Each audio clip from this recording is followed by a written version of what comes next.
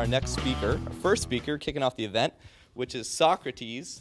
I had the pleasure of meeting Socrates last year in Orlando.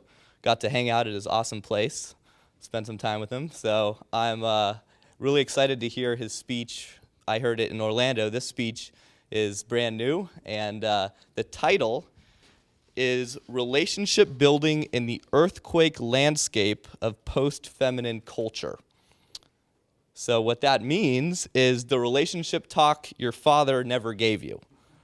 It's going to be awesome. A little bit about Socrates. He's a returning keynote speaker to the 21 Convention. He's featured in the 21 Convention documentary. He's a prolific blogger at manningupsmart.com, and he's been at this for over 5 years. So, expert. Let's welcome Socrates. Pleasure.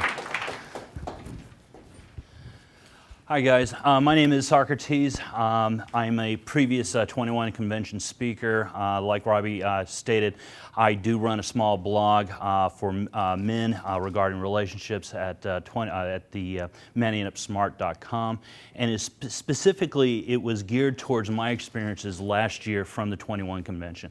A lot of it had to deal with my personal experiences, my personal journey, collecting the information as I stumbled, failed, collected friends and awareness, and moved on. But also what happens is when you get together and are able to share ideas, and are able to share, relate, project, make observances, get feedback from each other, and pick up ideas and try them out yourselves, you learn a tremendous amount. And this is what one of these organizations actually do. It takes people of like minds and brings them together. And what I found during the 21 Convention in particular was that there are a number of very common questions men are asking throughout all their age ranges that are not simply being answered by society today. And they're fairly simple questions. And probably in many ways they're going to be the questions of our age. Who do I want to be? What do I want to become? And what is the character and nature of the life I want to live? And they're terribly profound. And I'm going to later in my talk be talking about and addressing some of those.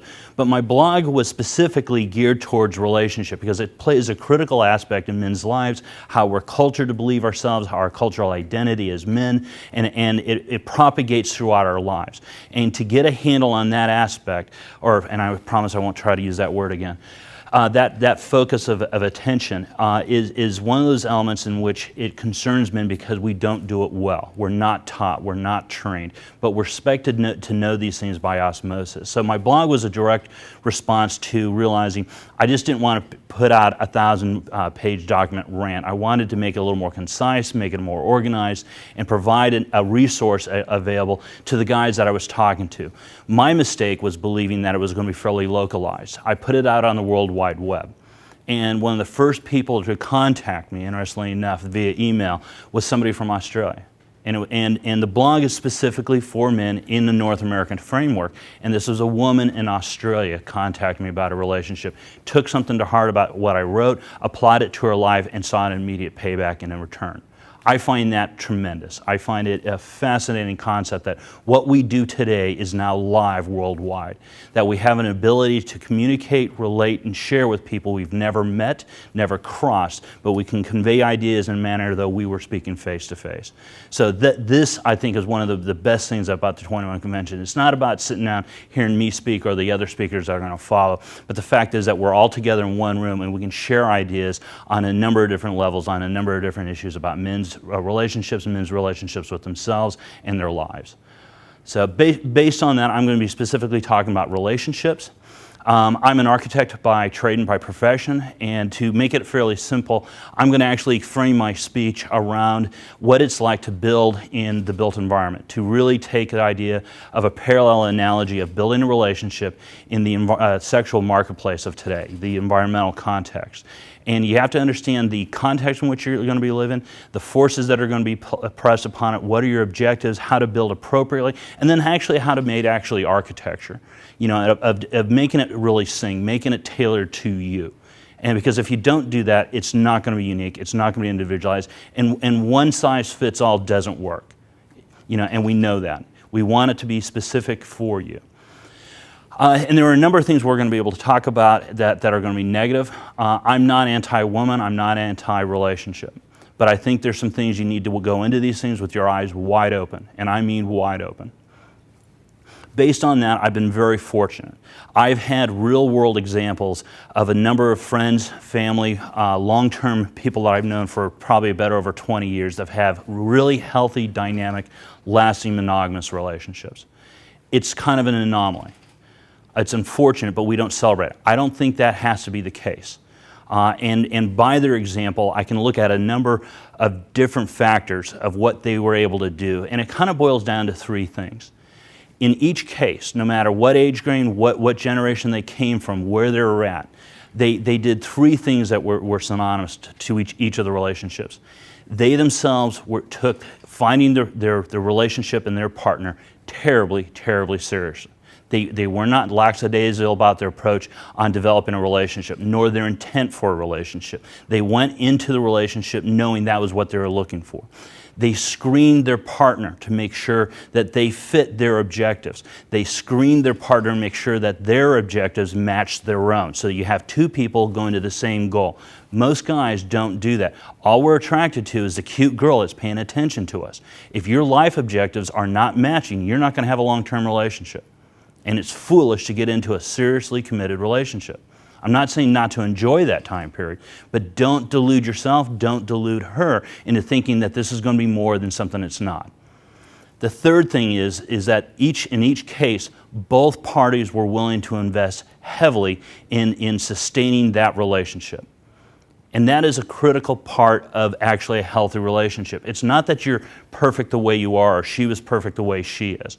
It's that fact that you're both willing to work together to manage and maintain and to sustain that relationship over a course of a period of time. And it's not just a period of time that's a factor. I know a lot of people misidentify longevity with a successful, healthy relationship. That's not always true. If it's healthy and long, that would be successful, but the quality of that relationship is very much important. Okay? The stability of that relationship is very much important. Trust and respect in that relationship is absolutely fundamental. All right? I don't care if you've had a long-term relationship. If you don't have those things, you don't have a healthy relationship. The key is to create a healthy, sustainable relationship. And what we're going to use is a framework of architecture. And when we talk about that, one of the most important things to realize is the environmental context in which we're going to find ourselves. And as I stepped back and I was writing my blog, my involvement in the men's community in a variety of ways, talking to men in and out of my life, I was seeing a number of things.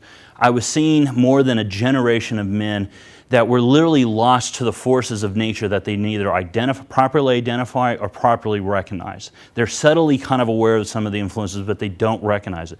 The cultural framework in which they're existing is marginalizing their masculinity. It is telling them they're irrelevant and actually replaceable. And I mean utterly replaceable. Okay, the political and legal realms that follow that, the bastions that follow the cultural context, are developing laws, regulations, and procedures that are isolating men from their families, from their properties, from their marriages, that are actually removing a number of sexual health issues. For example, men typically have almost zero sexual reproductive rights. You know, you actually have more rights to your intellectual property rights than your own physical DNA. You know, and not only that, society is controlling our ability to communicate. Society does not want men speaking up. Feminism, in essence, is a single form of single gender politics with only one seat at the table, and women like it that way. And I'm not saying women are to slander them in a big picture, but the politics being driven by this is gearing to control men's sexual behaviors, sexual culture, and control men within that culture of providing for women in a number of ways. I don't mean just in a physical and a material way, but in an emotional and psychological way as well. We suspend accountability for women culturally. You know, throw all that on top of a very, very unchanging biological context. You know, we have not changed biologically for millennia. Our base nature hasn't changed. And so you're throwing all this sort of together in a way in which most men are unprepared for. We don't recognize what we're facing. So based on that, I'm going to start breaking some of that down as far as the context and the environmental context. One of the most important and the fundamental is identifying the age in which we live. If we're going to be looking at architecture, it's important to understand the time frame in which it was created, to understand why they were doing what they were doing, what solutions they were trying to meet, what were the programmatic objectives. And in that regard, we live in a fascinating time frame. We live in the age in which men can ask themselves probably the question of our era. Who do I want to be? Who do I want to become? What type of life do I want to live? And the nature of it.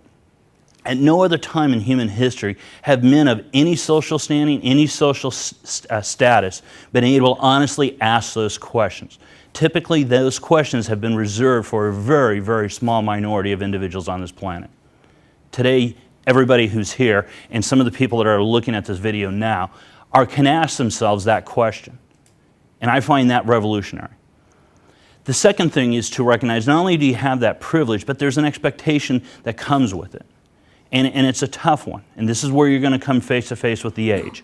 And that is physically, it is almost impossible to leave your parents' home, become a new, quote, an aged adult, and have the knowledge and awareness associated with the information age. We live in a knowledge-based economy, a service-based economy. That requires a high degree of education. A high degree of education coupled with practical experience. That takes time. That takes effort.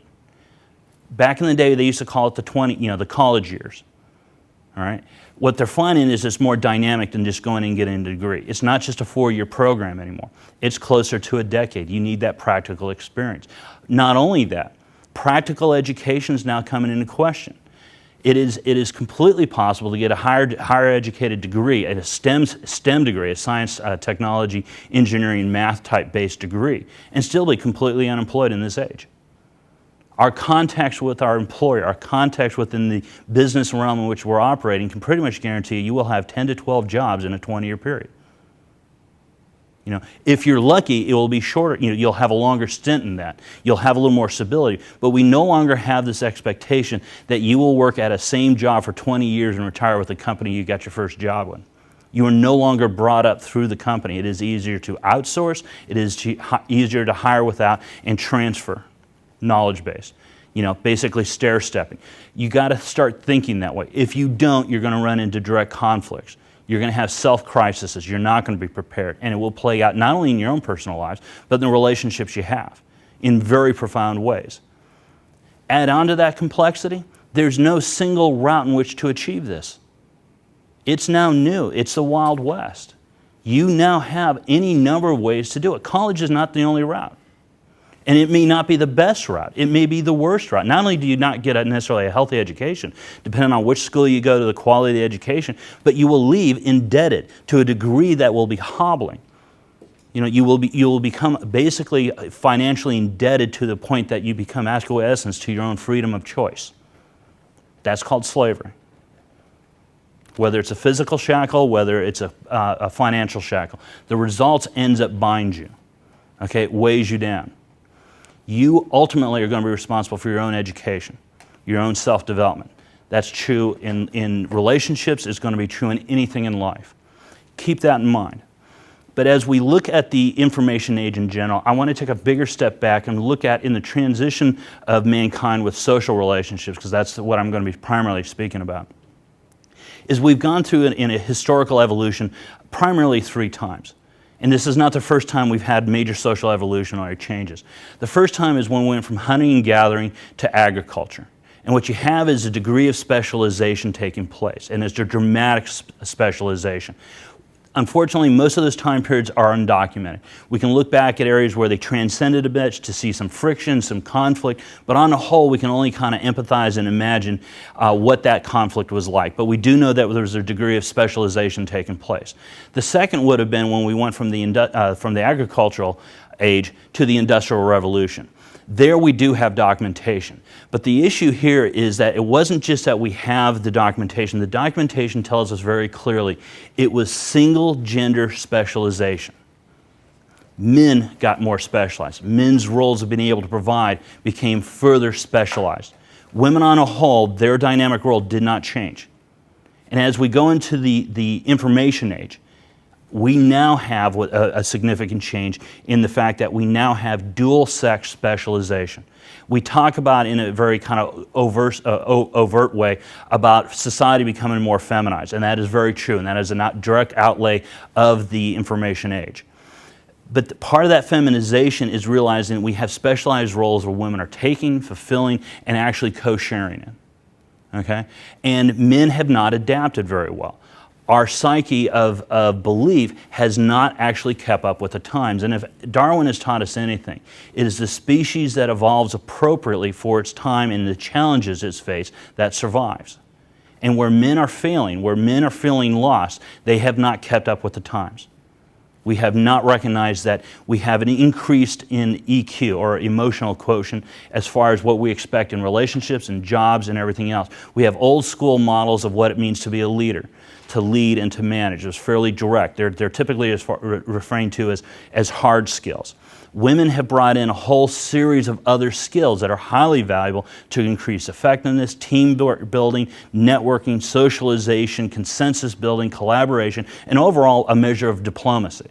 You know, when you take this in an appropriate context. And these skills are highly utilized in business today. All right, but we don't teach them in men in relationships. Okay? Men who don't understand that, who don't learn that, who are not taught that or exposed to it, go into life at a deficit. And we need to realize we're at a disadvantage when we don't know something. And ignorance is no shelter from reality. It's a hard fact of life. These sort of skills, and while we utilize them in business, really are perfect for relationships. This is where you start developing them. You know, if you don't understand how to set a boundary, if you don't understand collaboration building in a relationship or consensus building in a relationship, properly lead and managing and maintaining a relationship, you're sure as hell not going to do it in business. Interestingly enough, there are men that actually do it well in business and have horrible personal lives because they don't utilize it. You know, there's a direct correlation between them. So we need to understand and recognize that the information age has brought a total transformation in our social structure. It's opening new things, and we're not going to put this genie back in the bottle. And to be honest, I wouldn't want the genie to be back in the bottle. I love the hell out of June Cleaver, Leave It to Beaver, but I wouldn't want to be married to her. I think there's some amazing dynamics involved. There's some things I miss, and feminism has gone from one swing of the pendulum to June Cleaver to Kim Kardashian. The pendulum has gone too far to one side. We need to take the value. Women don't have to give up everything. They don't need to be barefoot and pregnant in the kitchen.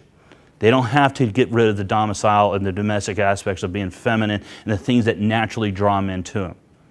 But we need to be aware of some of the issues that we're facing today as the age. The second element will be the cultural element of what we're going to be looking at. And culture today is about storytelling. It always has been, and it's been with us for eternity. We can see it in cave paintings, and it's an element that codifies our cultural beliefs and values, and it gives us an indication of what we can expect and how to behave. And what is society teaching us today? And I'm going to go through them really quick because we just don't have time to cover them all. The first and primary is that you're not the favored sex. We have a favored child. It's not men. Okay? We guise it in a number of ways, but we make allowances for women. All right? The biggest and the most blatant is the fact that we openly value the dramatic disparities between men and women. We saw a prime example in this in Aurora, Colorado, the shooting. Your life is not worth as much as a woman's. Each and every one of you is expected to give up your life to a woman you don't know, just because you're male, to the extent that it costs you your life. By the way, there's no reciprocation. The social contract, by the way, interesting enough, was not that she gives her life up to provide for you and to protect for you. It's to nurture you. It's to nurture your children. It's to be the mother of your child and to raise your children.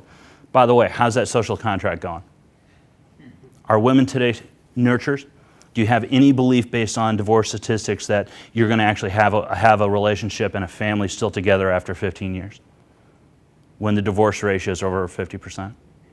70% of the time women are violent. These are harsh realities. Second one is that society today is terribly misandric. And that is a phrase probably most of you don't know. If you understand what misogyny is, it's a hatred towards women. Misandry is the direct correlation opposite of it. It's the antithesis. It's when women hate men, or men who hate men. Okay? We are openly misandry. So for example, a classic example, another recent occurrence would have been an episode of The View. And it's not that I hate The View, it's that you have a collection of women on national TV openly and without shame and unabashedly celebrating, laughing, mocking, and taking absolute sheer delight in a sexual molestation of a man and a sexual attack. A man who had the audacity to file for divorce because he wasn't happy, did so openly, no overt signs of abuse, no story along those lines, but she took a knife, mutilated his genitals, threw him in a garbage disposal, and to turn the sucker on. The women laughed and giggled at the fact that his penis went down the garbage disposal. Flip that on its head. Can you imagine a panel of men openly laughing about a sexual mutilation of a woman because she had the audacity to divorce a man and give herself the Eat, Pray, Love tour around the world? Not that he had any intention of doing that. This is the world we live in. I don't think it's right. I don't think it's fair. It's not just. And men are starting to talk up about it. The comments on culture is going to be primarily about men's rights. So the following ones that I'm talking about, if you have an interest in it, look up men's rights. The men that are going to be talking about it have been damaged and hurt. They're angry. And they have a right to be angry. They've been terribly damaged. Another element that we'll look at culturally is the fact that we suspend accountability for women and we give them special privileges. The clearest example would be the single mother syndrome, and is an immense syndrome today, is the fact that we have a thing called deadbeat dad. The fastest way to cure deadbeat dad problem is for women to stop fucking deadbeats. These men just don't pop out of nowhere. They were fucking deadbeats to start with, all right? And it wasn't just that they were deadbeats. These women were attracted to deadbeats. What's that telling you about her character? What's that telling you about her makeup? Is it fair to sit down and say, what the fuck were you thinking when you slept with this guy? Okay? Honestly. We're not allowed to do that. You will be shamed, shut up, and silenced for even bringing that up. And by the way, there's a response to it. An entire community of men who've gone underground because they weren't allowed to be above ground on it, developed skills and reactions to get women they wanted to be with based on what women were choosing. This is a pickup community. Answering demand. Not answering the fantasy that women were portraying. You know, I want a decent guy, I want a loving husband, I want a family. Now, meanwhile, she's getting her dick on. Now, the reality is these guys are giving back the men that they're actually choosing. They're getting smart about it. I don't think it's healthy for society. I don't think it's healthy for the relationships. I know it's not healthy for the children they end up having. All right. We can continue on. We have a notion of the outlay of information age on society when women are getting more and more educated, that women tend to marry up as a cultural model. Part of that is recognizing men provide, which is another way of saying men marry down. Look at it that way. Men don't marry up, they marry down. Based on that and women marrying up, what happens when a woman becomes more educated? She earns more, she has more independence, she's more secure, she's more independent. The pool of available men diminishes dramatically. Throw on that the notion of female entitlement, this notion of special privilege with entitlement and princessdom syndrome. You know, you have women that are saying never settle. And they have a right to never settle, but there are consequences. And for over 3 generations of women have been told you can do anything, you can be anything, but there's that unspoken element, there are consequences. And up until fairly recently, the numbers have been small, and there's always been some other man willing to step in to provide. And what we can look at the train wrecks on those. But the reality is they're starting to become acutely aware that good men have left the building like Elvis. By the time you hit your late 30s, early 40s, good men are no longer available. And what we have is not just a woman who's exercised that notion of education and developing herself in an appropriate way, but there's this delusion of entitlement, that good men will be available when she's ready. The consequences is that they're not. And what we have developed is an element of New Age spinsterdom. When you have smart, educated, good-looking women who are single, middle-aged, and they're not able to find relationships because they have not prepared themselves for it, they have not geared themselves for it, and they themselves have priced themselves out of the sexual marketplace. Women, rather than working on their own development, their own skills, their own relationship abilities, start making bullet point lists of what the next man is going to provide her. All she's doing is rotating casts of characters. And the list keeps growing as her market value plummets. This is going to play out in a social level. This is going to affect our society.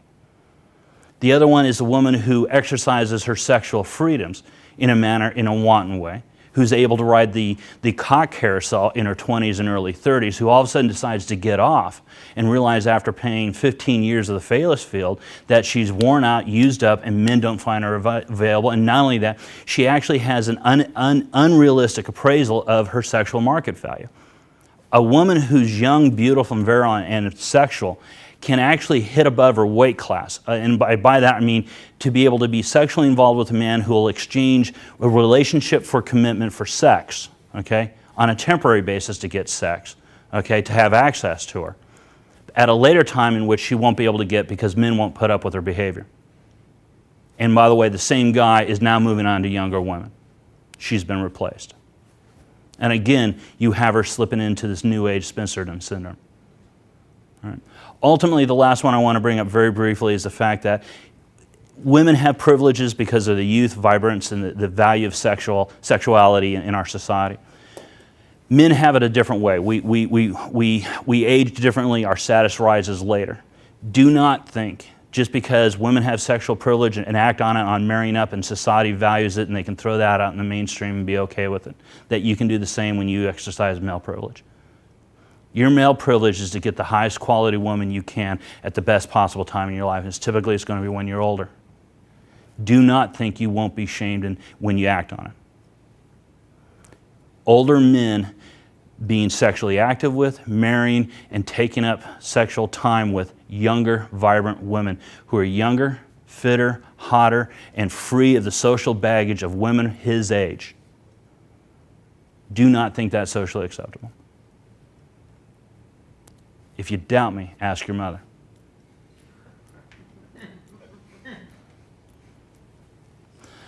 All right, moving on from culture, we also fall into politics. And this is where we get into the law of the land. And this is when politics lives downstream of culture. Culture will guide our laws.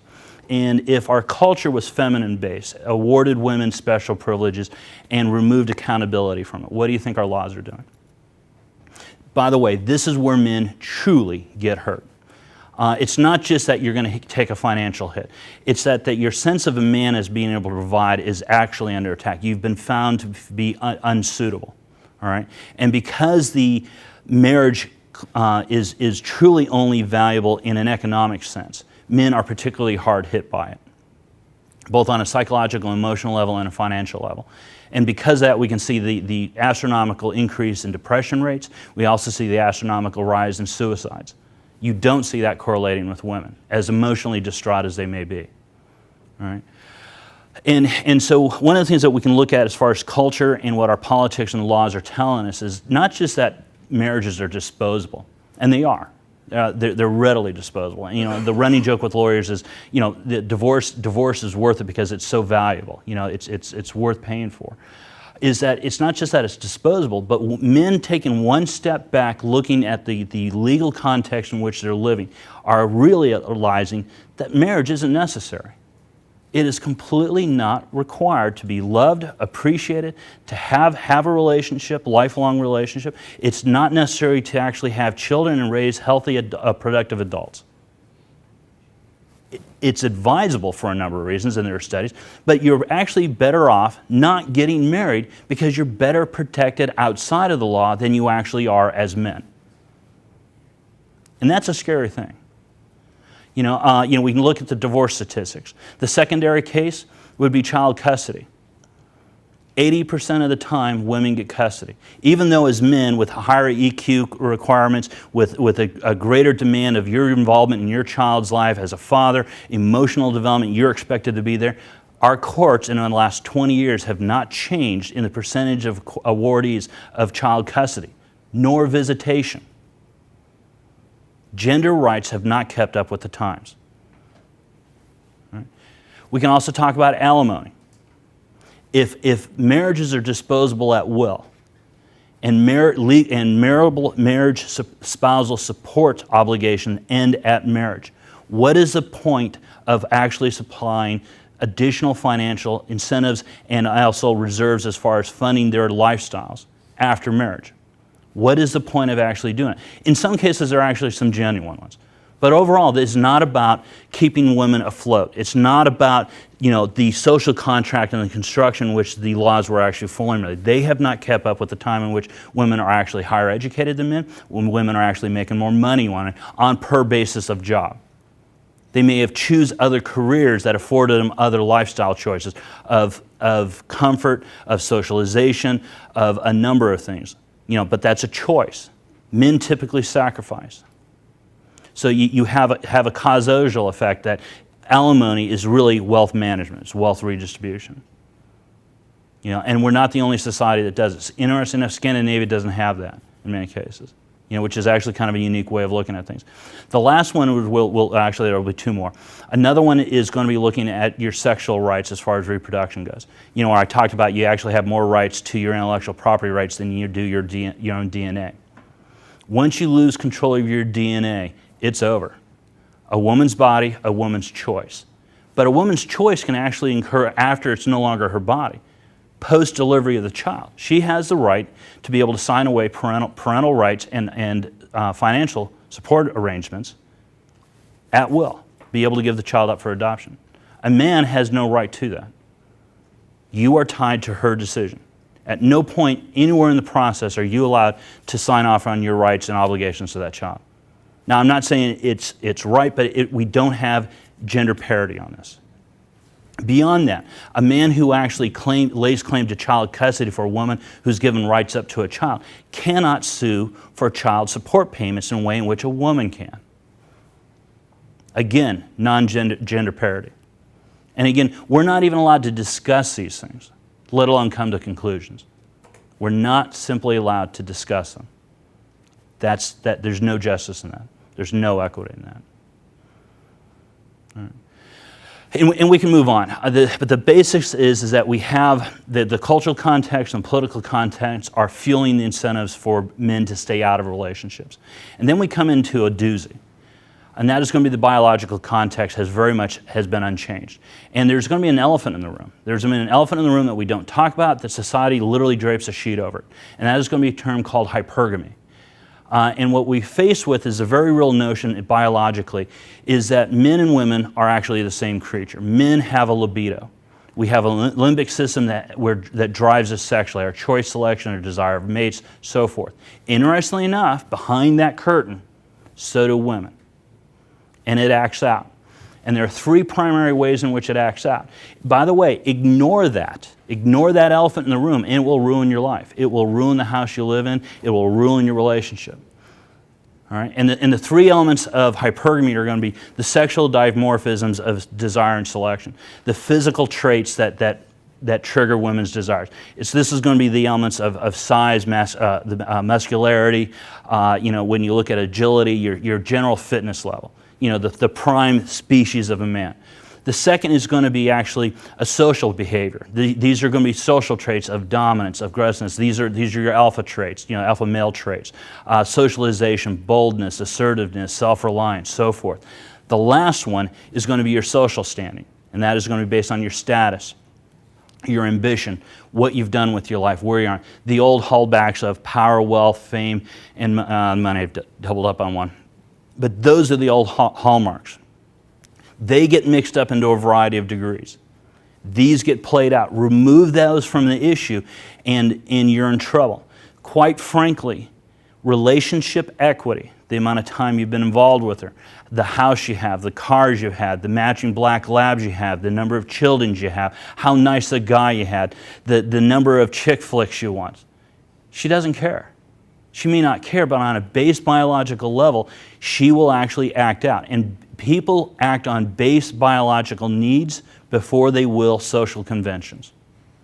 And hypergamy is her baseline value and need as a human species. Individually, there will be some other things, and it'll be important to address those as well.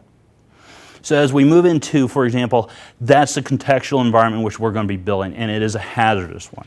This is no land of milk and honey. This is why you need to be serious. You need to go in with your eyes open. If you're going to build in this environment, we need to be able to have a foundation that's going to be able to support it. That's going to be starting with you. You need to make sure that you are okay with you, who you are in your life, and to get right with that. Your sense of self-worth, self-esteem, and self-confidence in yourself will dictate the course of your life. The second part on all this is actually moving on to a bit to it. Let me grab a little bit to drink, pardon me. Is looking at yourself, if your self needs, your developmental needs. In a lot of cases, these are going to be dependency needs. These are things based on your developmental tasks as a child, as you grew up, as you transition to an adult. Anytime there's a void, and because we know there are going to be voids because no parent is perfect enough to raise a child complete and whole, that you're going to actually have some of these and you're going to need to work through them, is that when you don't have some of these developmental tasks resolved, they become dependency needs. They become these elements where you have separation anxiety. Anytime when you feel you have a need for a relationship, when you have a need that she completes me, that's a dependency need. Okay? Notice those. Be aware of those. The second one, and it's going to be a real critical, it's subtle, is that we tell ourselves a number of myths growing up, whether they're childhood, young adult, of what our sense of reality is of our world. What does it mean to be a man? What does it mean to be loved? What does it mean to be in a long-term relationship? And a lot of times we develop these frameworks and we never revisit them as adults. We never revisit these ideas back as grown adults to check it. In many cases, we've outgrown them and don't realize it, or they're no longer function in the manner in which we do, but we desperately cling to them. You know, personally, I've spoken before about having heroes in your lives and the personal failures of an individual or hero as a real man failed. A lot of them, at times, they can be imaginary. They could be, fictional characters or these ideas of it. I had a close friend that just idealized John Wayne. Not John Wayne as a man, but what he represented as a man. By God, he was going to go through the information age as John Wayne that never really existed, from all the cowboy shows. It's affected his life. It's affected his employment opportunities. It's affected his education, the relationships he's in. All right? Realize that when your childhood myths no longer meet to today's needs or your values today, and if you don't look at them, you're going into life at a deficit. You're going in with the deck stacked against you. And this is, by the way, something you control. This is absolutely something you control.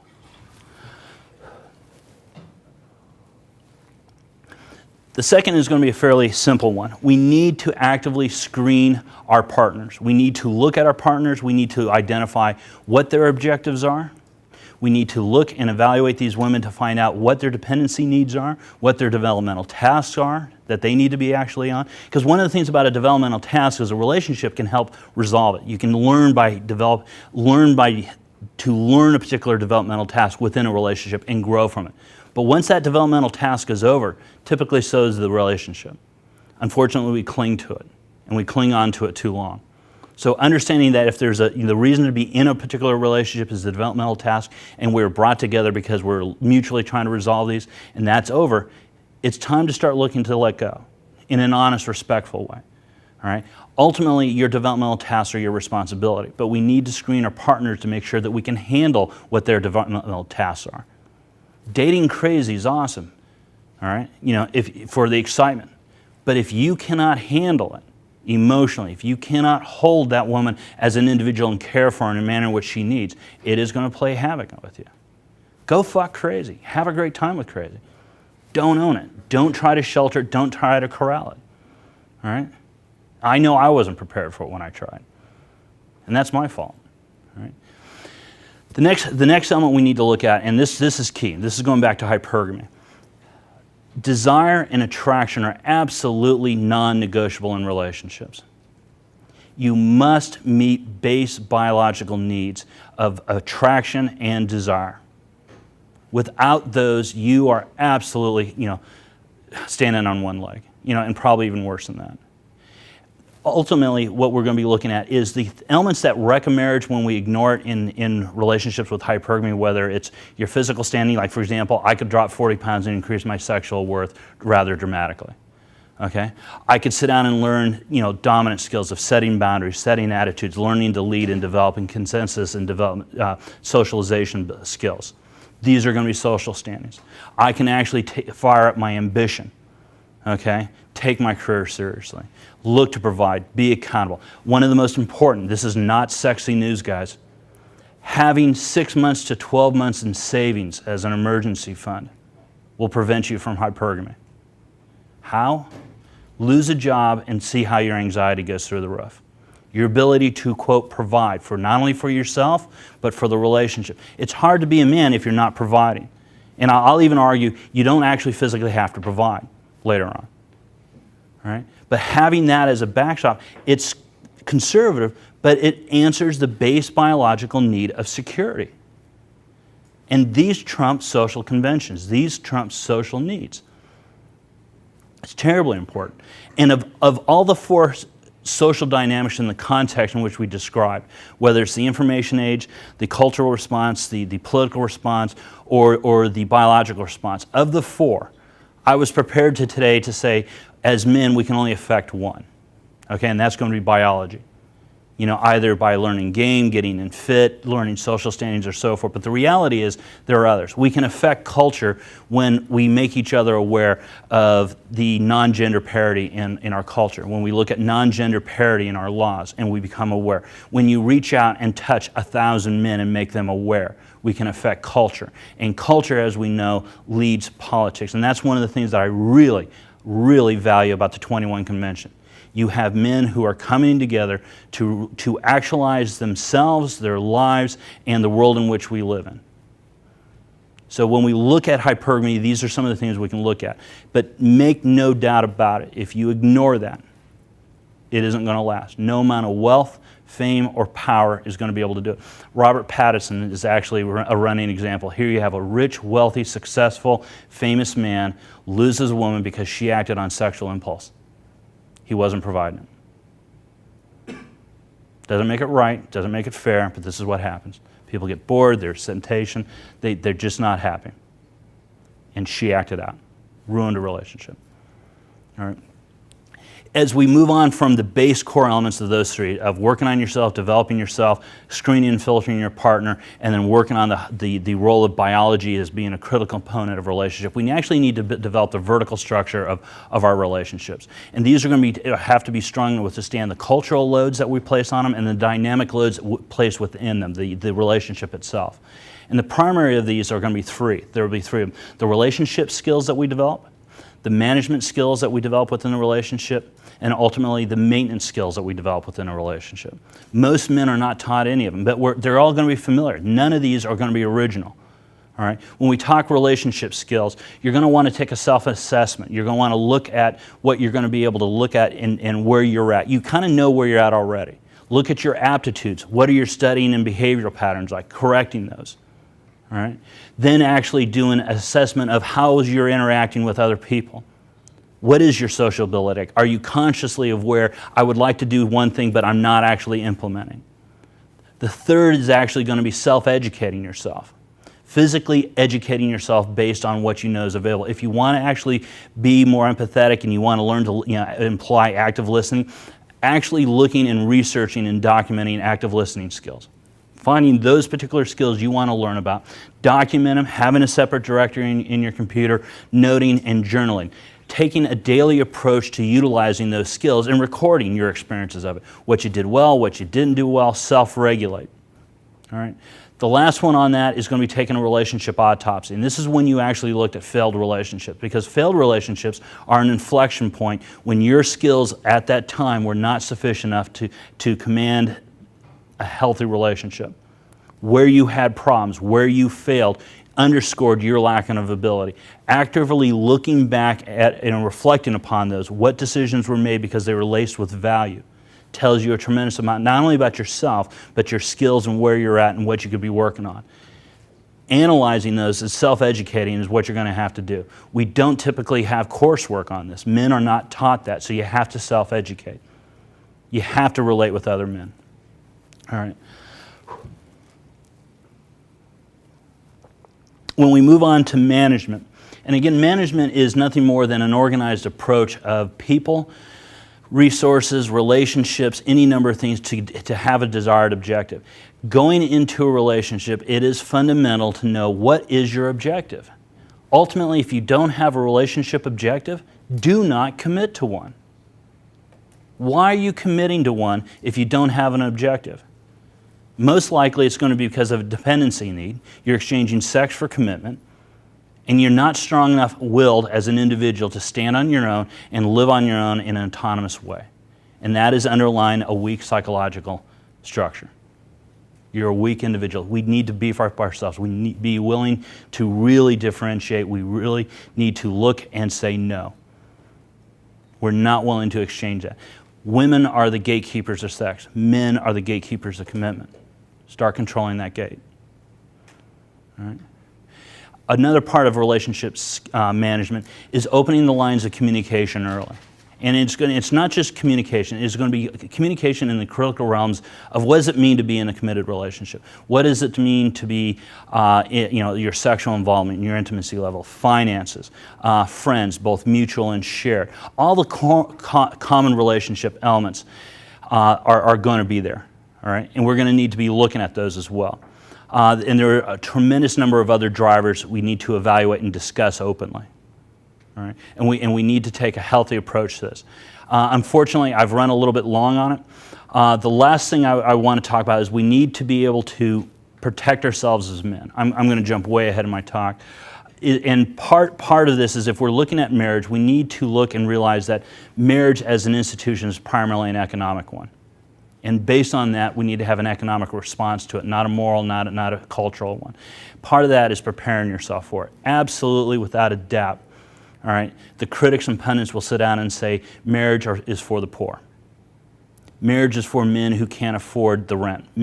Marriage is for men who can't afford the mortgage. Marriage is for men who need to share the financial burden of housekeeping. All right. Marriage is for people who can't afford retirement benefits or insurance benefits or child rearing capabilities. Men that can't afford either through cost or by intellectual decree the ability to outsource. The wealthy do for cause. Based on all that, and I don't necessarily agree with it, but there's a strong argument for it. We need to protect ourselves. The first is going to be a prenuptial agreement is going to be a must, absolute must if you're going to protect yourself. And it's not just a security thing, it's framing a discussion of relationship. The problem with prenups is the fact that it only directs towards assets and property division and spousal support. Under no circumstances does it involve children or child custody because it's up to, at the time, the child's best interest. So you cannot have a legal element in family law governing that. Not only that, lawyers and primarily judges are actually playing loose with some of the standards and actually waiving some of that off based on outlandish lifestyle agreements. The second thing I would entertain would be something that we're not seeing today, is that we actually formulate a partnership agreement, a legal structural element that you would see in case civil law of why you're being in the relationship. What's the point of this marriage? If it's child rearing, family development, state so. What are your obligations? What are the things you're going to be able to do? What are the things that you're providing and why? Treat it as such. For example, when we look at alimony, does it make sense that it's a 2-for-1 relationship as far as payment goes? For every 2 days you're with her, she gets a paid alimony. So you can imagine going to an employer, working 5 years for an employer, and getting 2.5 years severance pay. That doesn't happen out in the economy, but it happens in family law. All right? Setting the tone against an economic standard would dramatically transform that. All right? The third one is I would look at putting incentives back into the marriage. All right? And these are going to be kind of subtle ones. I would sit down and say self-perform marriage insurance, where you both mutually add into the marriage based on a certain amount to actually augment the insurance on the damages that are included. The second one is under civil law, have civil penalties assigned to breaches of failure. We do it in business models. We should do it there. That would usurp the family law elements. And this goes for either sex. It needs to be mutually compatible. I'm not just talking from a man's side. The third one, which I find entertaining as hell, is actually put out a co-signing parental performance bond. Is her friends and family, particularly family, willing to co-sign the marriage agreement? Willing to put good money up, not as a dowry, but as a risk. People are willing to co-sign car loans for their child, co-sign mortgages for a loan, but we don't co-sign marriages. Why? Yet the first time the marriage is in trouble, when there's conflict, what happens? The social support network is saying, get out of that marriage, take the kids, get the money, and get out. Rather than having a vested interest in making that marriage work, having people work through the issue, not destructing the bonds.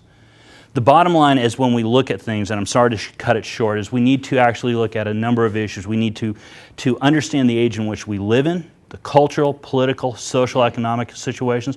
We need to actually protect ourselves in a number of ways, and that is going by looking at relationship management, relationship maintenance. All right, and I know I skipped maintenance. We'll talk about it later. And we need to actually take solid, concrete steps in actually protecting ourselves in the relationships we want. Ultimately, we need to put the incentives back in, and the best way to put the incentives back in is only to commit to women who are prepared, willing, able, and are able to actually foster the relationships we want. And that is by being very, very, very selective, by being discriminating, by taking it seriously, and making sure she does as well. As men, we're gatekeepers to that commitment. I really want you to be a guardian at that gate and recognize that not only the choices that we make for ourselves, but the quality of the relationships determines our lives. So with that in mind, over the next 3 days, I want you to listen to the speakers that are going to come and speak. I'm going to want you to take notes, talk with each other, engage in the speakers. And ask yourself the question, who do I want to be? What do I want to become? What is the quality and nature and make up the life that I want to live? And no matter where that takes you, contemplate that and choose and apply yourself. All right? Thank you.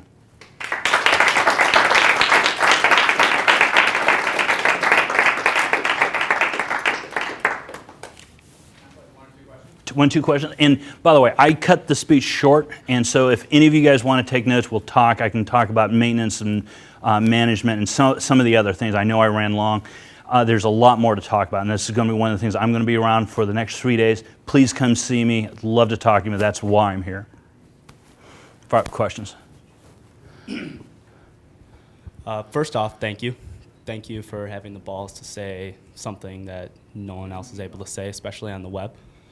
But my question is, you stated how dependency is bad. Mm-hmm. And I think there is a level of dependency that's needed in a relationship. Pause. Hang on a second. Unmute the mic. Is it on? Yeah. It's not muted. Tell you what, ask the question. Sock, can you just repeat it best Okay. you can? Yeah, sure. People would understand. Okay. Oh, you're good.